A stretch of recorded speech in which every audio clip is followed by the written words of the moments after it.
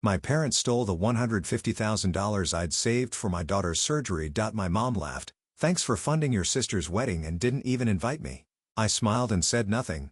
Moments later, police special forces stormed the wedding arresting her husband. My dad called me, crying. I never imagined my own parents would be the ones to risk my child's life. They drained the $150,000 I'd spent years saving for my daughter's heart surgery and called it family help. My mother laughed and thanked me for funding my sister's wedding. I wasn't even invited. I smiled, nodded, and walked away without a word. That same afternoon, while a bride walked down the aisle, authorities stormed the ballroom and arrested her groom. Minutes later, my phone lit up. It was my father sobbing uncontrollably. What he didn't know was that I'd planned this long before anyone said, "I do that day alone." My name is Olivia. I work in healthcare, long shifts, early mornings, the kind of job where you learn to stay calm while everything around you is loud and urgent. At home, it's just me and my daughter Emma. She's 7, small for her age, bright eyes, a laugh that turns into heavy breathing if she runs too fast. She was born with a heart condition, something doctors explained to me in careful voices, like words might shatter if spoken too loudly. Our mornings were quiet, cereal bowls clinking, the hum of the refrigerator, Emma sitting at the table, swinging her legs, asking if today was a good heart day. Some days were, some weren't. I learned to measure time differently, not in years, but in appointments, checkups, and the dates circled on the calendar for her surgery. I started saving when she was 2, a separate account, every extra shift, every bonus. Birthday money from relatives went straight in. I skipped vacations, bought used furniture, said no when people asked why I never treated myself. I told them the truth. I'm saving my daughter's life. Most people understood. Some looked uncomfortable and changed the subject. My parents lived across town.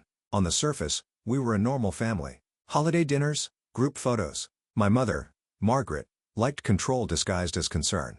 My father stayed quiet, always smoothing things over. And my younger sister, Melissa, had a way of floating through life with a soft landing every time. New car, big engagement ring, a wedding. Everyone was already calling the event of the year. When the surgery date was finally confirmed 6 weeks out, I felt something I hadn't felt in years. Relief. Fear too. But mostly hope. That's when my mother suggested putting her name on the account in case of emergencies. She said, "What if something happens to you?" It sounded reasonable. She was Emma's grandmother family. I remember hesitating, my finger hovering over the screen. Emma was coloring beside me, tongue between her teeth, completely trusting the world around her. I told myself I was being paranoid. I told myself blood meant safety. I added my mother to the account. 2 days later, Melissa sent a picture of her wedding venue. Crystal lights, white roses, a price tag I didn't ask about. I stared at the photo longer than I should have.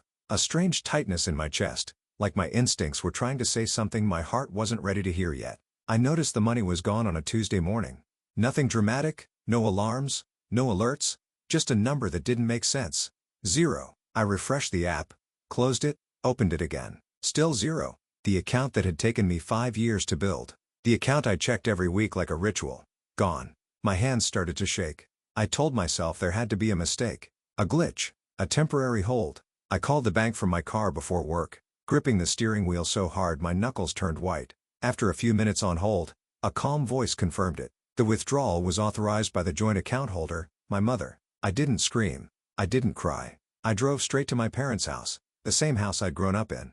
Same porch, same doorbell. My mother opened the door with a smile like this was a social visit. "What happened to my money?" I asked. She blinked once, then waved her hand like I'd asked about the weather. "Oh, that we needed it."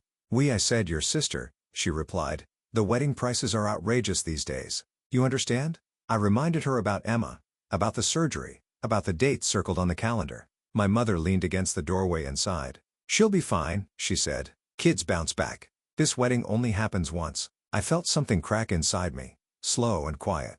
Then she smiled. "Anyway, thank you. You really helped your sister out." That was when I asked about the invitation. I already knew the answer, but I needed to hear it. She didn't even look apologetic. "It's a big day, limited space. And honestly, Olivia, you always bring things down with medical talk." Medical talk. That's what she called my daughter's heart condition. I left without another word. Sat in my car for almost half an hour staring at the steering wheel. I didn't go inside to cry. I didn't call anyone to vent. I went home and made Emma lunch like it was any other day. That night, I noticed something else. Melissa had blocked me on social media. No messages, no explanation, just silence, like I'd already been written out of the story. 2 days later, Emma struggled to catch her breath walking up the stairs. I carried her the rest of the way, held her while she slept, listened to the uneven rhythm of her breathing in the dark. That was the moment it became clear. This wasn't a misunderstanding. This wasn't carelessness. This was a choice. My parents had chosen a wedding over a child. My sister had accepted it without question. And I finally understood something I'd avoided my entire life. If I wanted to protect my daughter, I couldn't rely on family anymore. I needed to rely on the truth. That night, after Emma fell asleep, the house felt louder than usual. The heater clicked on and off. A car passed outside. I sat at the kitchen table staring at the calendar on the wall. The surgery date was circled in red. 6 weeks had become 4. Her doctor had moved it up after the last visit. "We shouldn't wait," he'd said. "Careful professional." I nodded like I always did. Inside, I was counting hours. I didn't call my parents. I didn't text my sister. I washed dishes, packed Emma's lunch, folded laundry, normal things, survival things. But my mind kept replaying my mother's smile. The way she'd said kids bounce back like it was a slogan she'd heard somewhere. Not a life on the line. The next morning, I sat in my car outside work and finally let myself think clearly. Not emotionally, logically. The account had been drained legally. That meant yelling wouldn't fix it. Begging wouldn't either. I needed options that didn't rely on their conscience. That's when I thought of Derek. My sister's fiancé always made me uneasy. Too polished, too eager to talk numbers. I remembered a Thanksgiving dinner years ago when he'd mentioned shipments, delays, money tied up overseas. I'd brushed it off then. Now it stuck. I reached out to someone I barely knew. Tom, a business partner of Derek's I'd met once. We agreed to meet at a small coffee shop in the city. Nothing dramatic, just 2 people sitting across from each other, hands wrapped around paper cups. He looked tired, nervous. He didn't smile. "I can't keep pretending anymore," he said quietly. "Especially after what they did to your kid." He didn't give me details all at once, just enough to understand the shape of it. Questionable payments, bills that didn't line up, money moving in circles that made no sense. He slid a folder across the table. No labels, just paper, numbers, patterns. "I'm not asking you to do anything illegal," he said. "I just don't want to be part of this anymore." I took the folder home and waited until Emma was asleep again. I spread everything out on the table. I didn't rush. I didn't panic. I read, cross-checked, highlighted. What I didn't understand, I researched. What looked wrong, I flagged. By the time the sun came up, I knew 2 things. First, my sister's wedding wasn't being paid for with love or generosity. Second, the truth didn't belong to me alone anymore. I contacted the appropriate authorities and told them exactly what I had. No accusations, no emotions, just facts. They listened.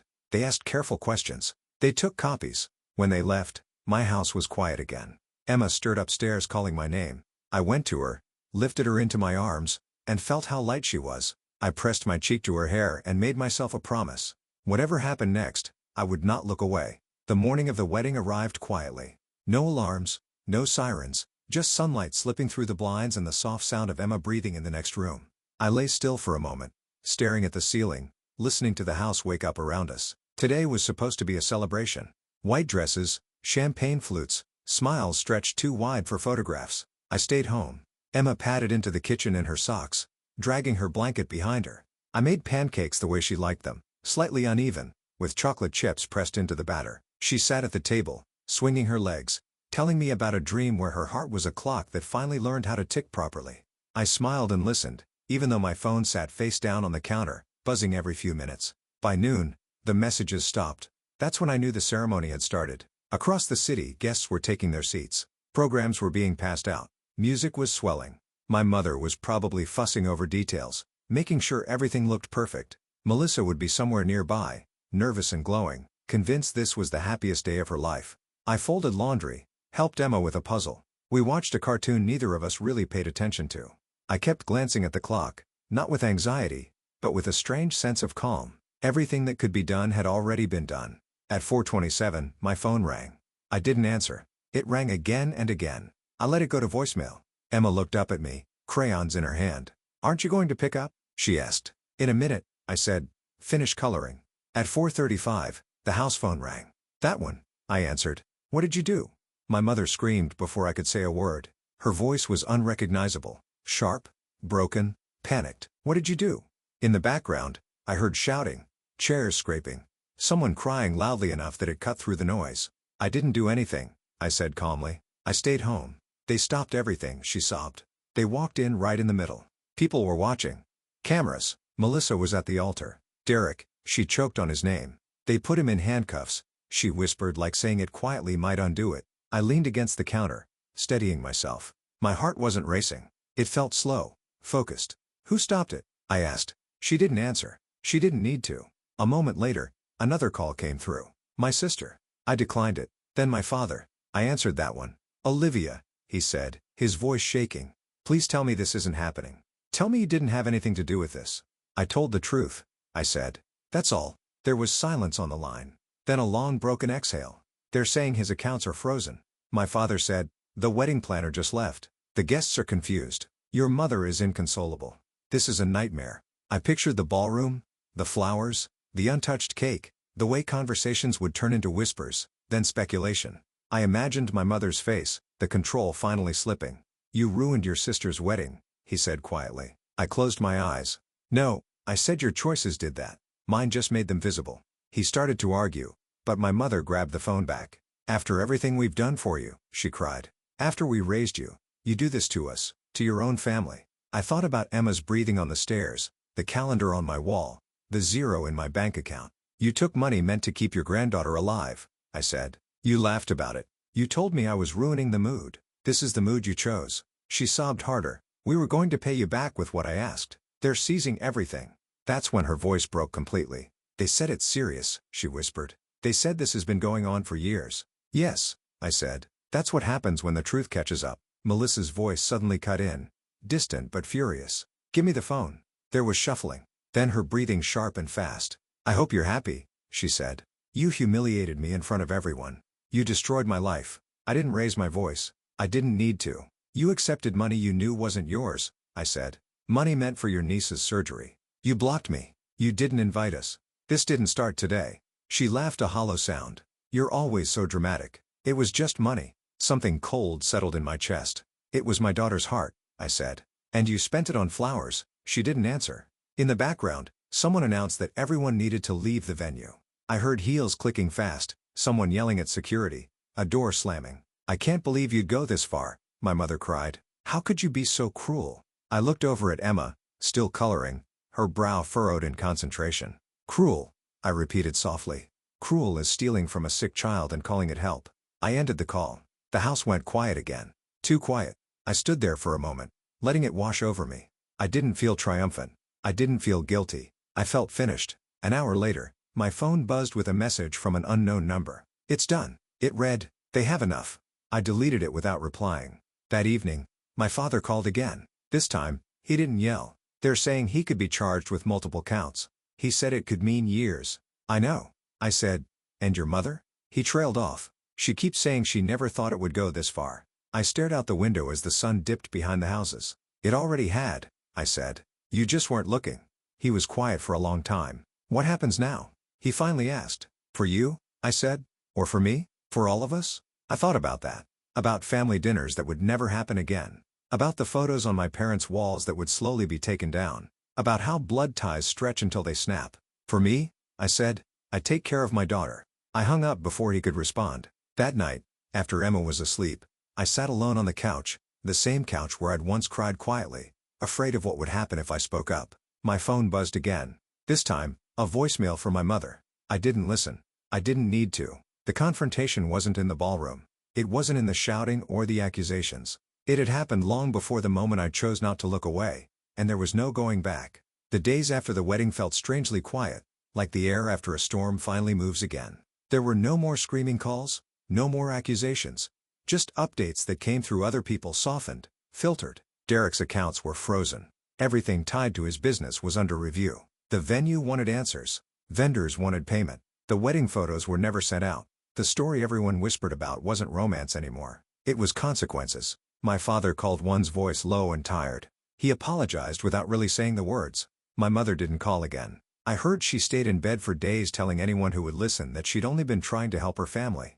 I didn't correct her. I didn't need to. What mattered was Emma. A nurse from the hospital called to move her surgery up again, sooner, but necessary. The number scared me at first. Then something unexpected happened. Friends I hadn't spoken to in years reached out. Coworkers shared a fundraiser. Strangers donated small amounts with notes that said things like, "For Emma, and you're doing the right thing." Within a week, we were close. Close enough that I could finally breathe. The night before her surgery, Emma asked me if everything was going to be okay. I told her the truth. Yes, I said, it is. And for the first time in a long while, I believed it. I didn't win anything that day. I lost the illusion that blood automatically means love. But I kept what mattered. My daughter. Her future. My peace. I learned that protecting your child isn't betrayal. It's courage. And sometimes the hardest boundaries are the ones that save lives. If this story hit close to home, you're not alone. Share your thoughts in the comments. And if you want more real stories about family betrayal and quiet justice, subscribe so you don't miss what comes.